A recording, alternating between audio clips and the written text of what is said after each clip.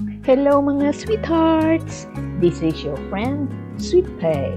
And today we're going to cook Valenciana or Arroz a la Valenciana in Spanish. Ilonggo's favorite party dish or handaan dish.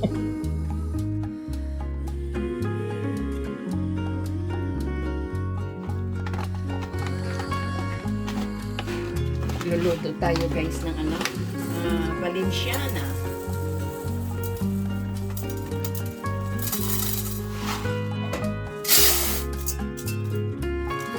4 cups na ganito yung yung malagkit na hinaluan ko ng konting hindi malagkit.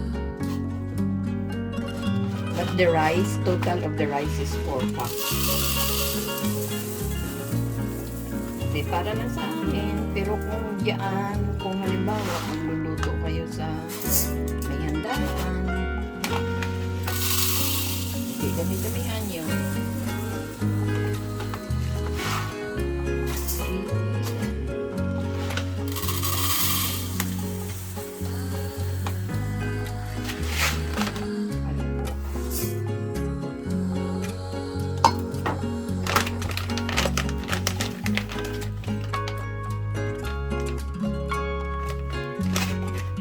Ganda nito kasi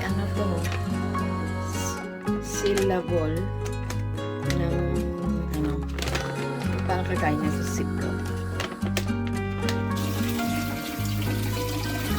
Hugasan ng 2 beses.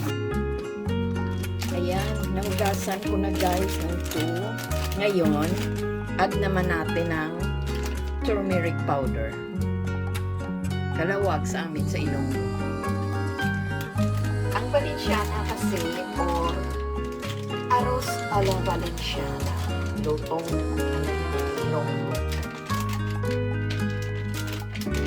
Huwag ko sa Iloilo pero sa amin sa Negros talagang ito, lagi pag may handaan mayroong ganito.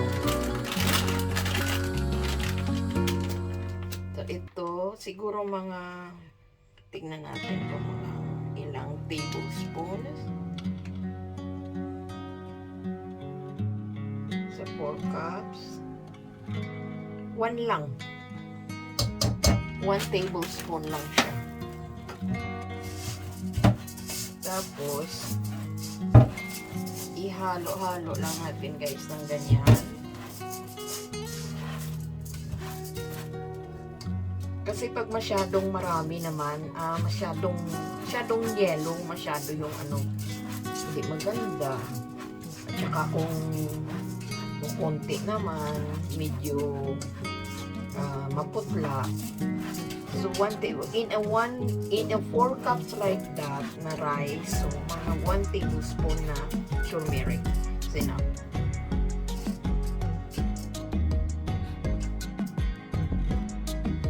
Kasi ako pag nagluluto, hindi ako nagme-measure eh. Tinitignan ko na lang yung So, iset aside natin ito hanggat sa mailuto natin yung sabaw.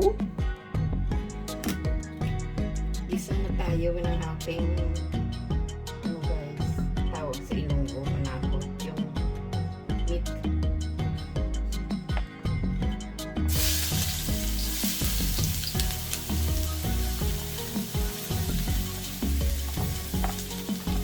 Yan ang ating bawang.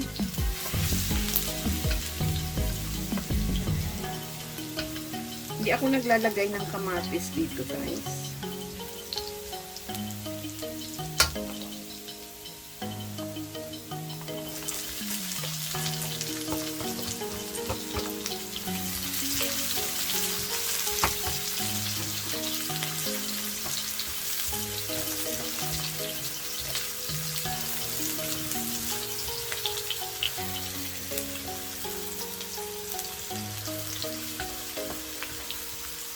Yes.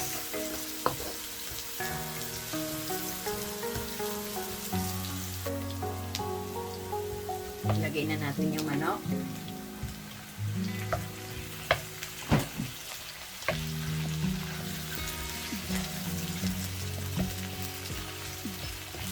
Ano lang to guys ang ginamit ko, yung pakpak ng manok. Ayan o. Pakpak. Hinati ko yung buong pakpak na yan na, kasi puro wings yung nakuha ko eh. Hinati ko. Ito yung kalahati. Ganyan. Dagdag yan.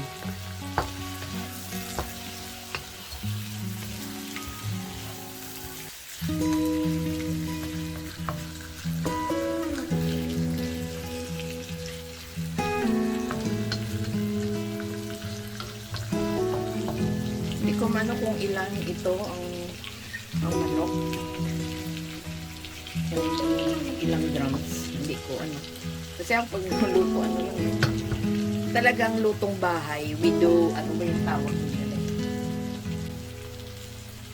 Add natin black pepper ah. Yung hindi pino na black pepper ang nilagay ko. Add ko. Hindi siya pino.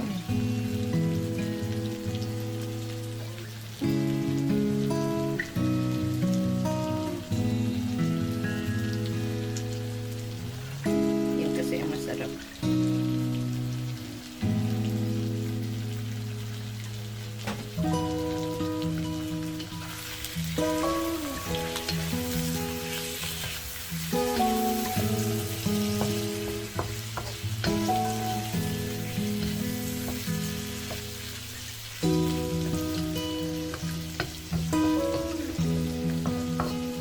Ano pa natin ng konti.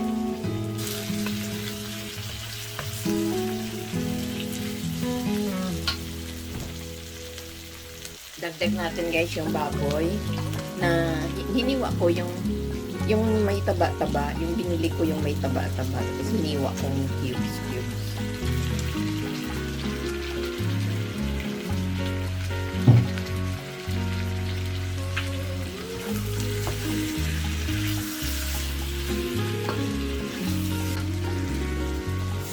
Lagyan na natin guys ng asin. Hindi ko nag-measure ng asin, basta anuhin nyo lang. Tansyahin nyo lang siya.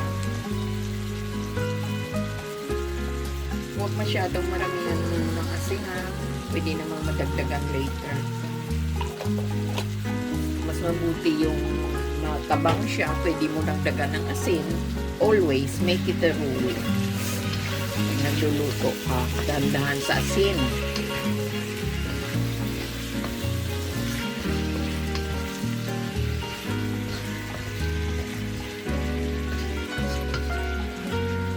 Dagdagan ko siyang patis.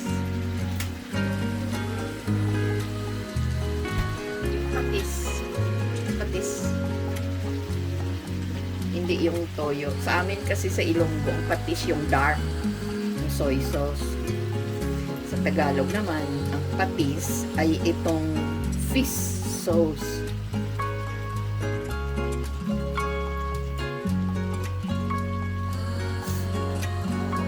Ano ang tawag dito sa Ilonggo ng fish sauce?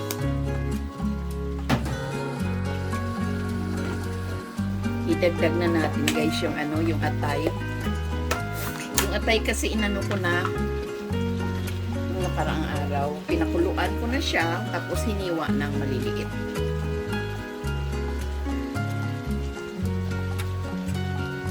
Pinakuluan mo para maalis yung langsa ng dugo.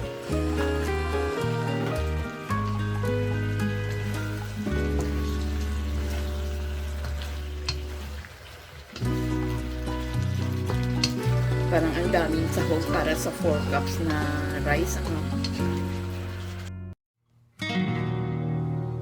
Add natin guys ng chicken cube. Kasi para talaga ang lasa ng chicken. At saka yung shrimp cubes. Kasi hindi ako nakabili ng shrimp. Pero kahit na nakabili ako ng shrimp, naglalagay pa rin ako niyan. Kasi yung shrimp, i-add nyo yung shrimp sa bandang huli na. Kasi pangit kasi yung ma-overcook yung shrimp. Kaya para yung lasa ng shrimp andyan pa rin sa sabaw, kaya nag-add pa rin ako ng shrimp cubes.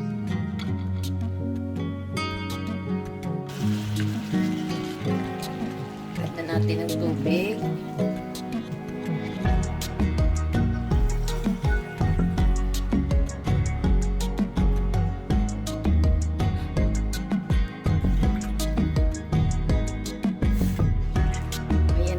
7 cups ng tubig.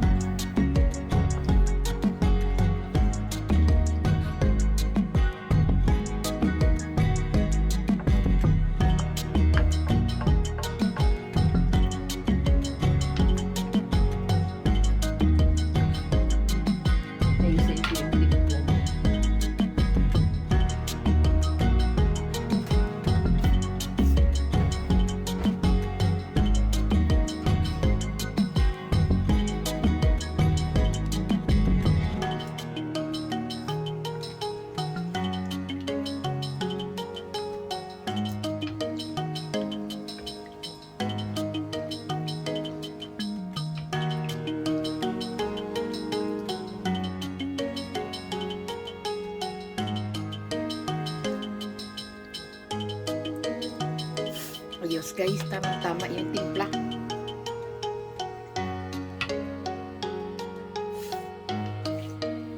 Ayan. Pakuluin lang natin at antayin lumambot yung meat. Tsaka parang halfway lambot ng meat. Kasi habang nagluluto yung ano natin sa rice cooker. Kasi yan ang pinakamadali, guys. Nira-rice cooker yung rice. Pero ang original nitong pagluluto talaga sa amin sa Negros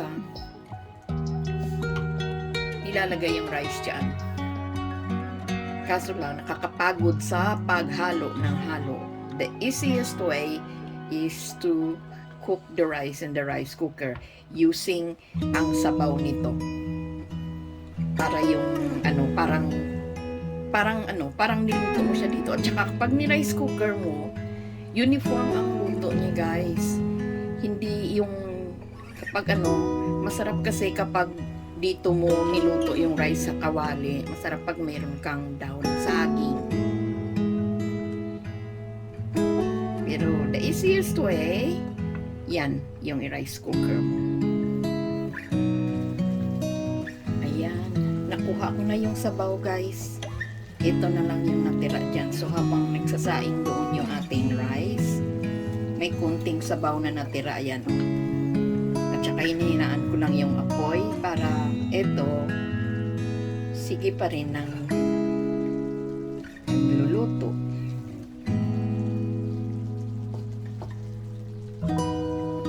Hina lang yung apoy. Kunting sabaw na natira. Mamaya idagdag natin yung green peas.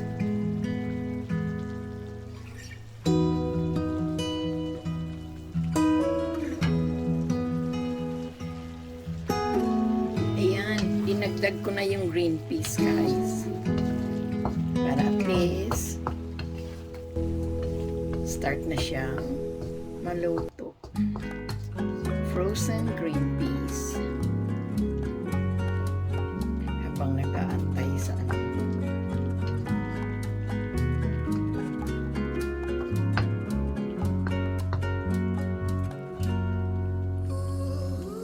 sa rice.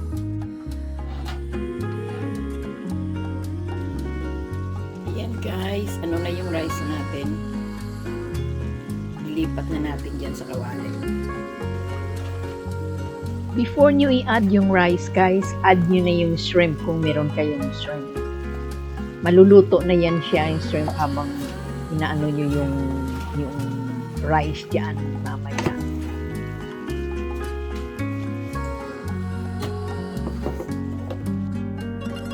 At this time, guys, add na natin yung red bell pepper at saka yung raisins. Tsaka haluin lang ng haluin. Yung shrimp nyo, maluluto rin yan siya habang hinahalo nyo yung kasi siguro yung paghahalo nyo dyan, may mga 5 minutes pa. So, maano talaga yung shrimp. Maluluto talaga siya. Halo lang ng halo. Pero dahan-dahan din sa paghalo na yan.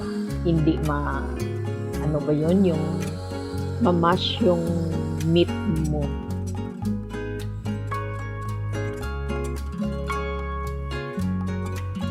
Mas okay na yung halo yan. Hindi ka na mapapagod yan kaysa kung yan mo iluluto yung rice.